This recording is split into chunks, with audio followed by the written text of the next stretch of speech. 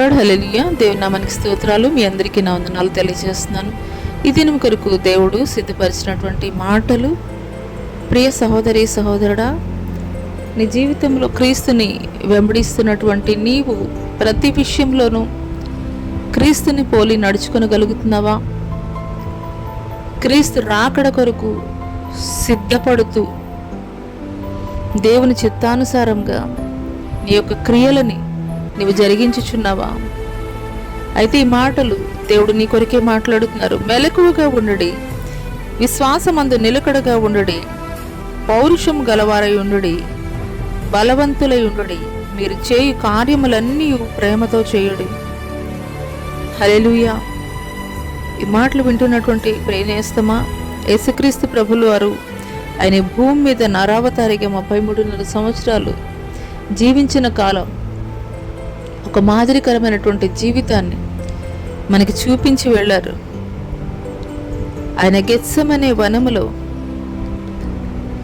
రోమా సైనికులకి అప్పగింపబడే వరకు కూడాను ఆయన మెలకువ కలిగి, ఆత్మీయ స్థితిలో శారీరకముగా మెలకువ కలిగి తండ్రికి ప్రార్థన చేస్తూనే ఉన్నారు. అదే రీతిగా విశ్వాసమందు నిలకడగా ఉండుడి, తండ్రి చిత్తాన్ని జరిగించేటువంటి విషయంలో స్థిరమైనటువంటి విశ్వాసాన్ని ఆయన కలిగి ఉన్నారు. పౌరుషము గలవారై ఉండుడి, పౌరుషం గలవారై ఉండుడి. అవును, యేసుక్రీస్తు ప్రభులు వారు సిలువలో ఉన్నప్పుడు దొంగ మాట్లాడుతున్నారు. నువ్వు నిజమైనటువంటి దేవుని కుమారుడవైతే నిన్ను నీవు రక్షించుకుని మమ్మల్ని కూడా రక్షించవచ్చు కదా అని ఒక దొంగ మాట్లాడారు.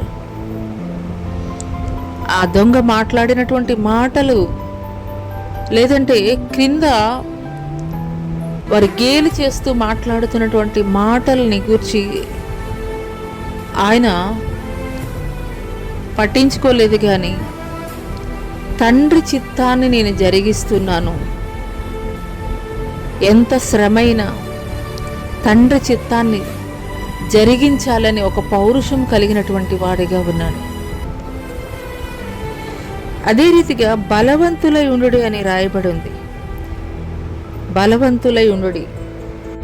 ఇక్కడ బలవంతులై ఉండుడి అని అంటే అది శారీరకమైనటువంటి బలాన్ని సూచించడం లేదు. కానీ ఆయన మరణించి 3వ దినాన పునరుద్ధానుడిగా లేచి బలవంతుడిగా మరణానికే సవాలు విసురుతున్నారు. మరణమా నీ ముల్లెక్కడ, మరణమా నీ విజయం ఎక్కడ అని. హల్లెలూయా. ఆయన ఈ భూమి మీద నడయాడినటువంటి 33.5 సంవత్సరాలు కూడాను ఆయన చేసే ప్రతి పని కూడాను ప్రేమతోటే ఆయన జరిగించినటువంటి వారుగా ఉన్నారు. ఆయన సిలువలో పలికినటువంటి మొదటి మాట కూడా అదే. ఆయన దూషించినటువంటి వారిని, ఆయన హింసించినటువంటి వారిని గురించి, తండ్రి వీరేమి చేయుచున్నారో వీరెరుగురు, వీరిని క్షమించు అని ఆయన ప్రేమనే చూపించారు. ఆయన ఎక్కడా కూడాను వారి మీద ద్వేషం చూపించినటువంటి వారిగా లేరు. ఎందుకొరకనంటే ఆయన ప్రేమతత్వం మనకు నేర్పించడం కొరకే వచ్చారు. ఆయన చేసే ప్రతి పనిలో కూడాను ఆయన ప్రేమనే చూపించి వెళ్ళారు. హల్లెలూయా. ఈ మాటలు దేవుడు నా కొరికే మాట్లాడుతున్నారని నేను విశ్వసించగలిగినట్లయితే, ఆయన ఏ రీతిగా ఆయన నడయాడినటువంటి 33.5 సంవత్సరాలు ఒక మాదిరికరమైనటువంటి జీవితాన్ని చూపించి వెళ్ళారో, సమస్త విషయాల్లో కూడాను ఆయన ప్రేమను మాత్రమే ఏ రీతిగా చూపించారో, అదే రీతిగా ఆయన అడుగులలో అడుగులు వేద్దాము. ఆయన జయించి తన తండ్రి కుడి పార్శ్వమున ఏ రీతిగా ఆసీనులై ఉన్నారో, అదే రీతిగా భూ సంబంధమైనటువంటి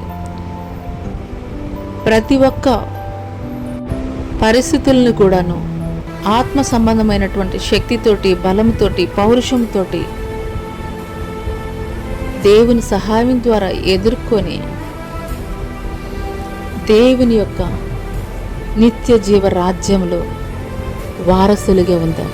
అటు కృప దేవుడు మనకి దయచేయను గాక. ఆమెన్.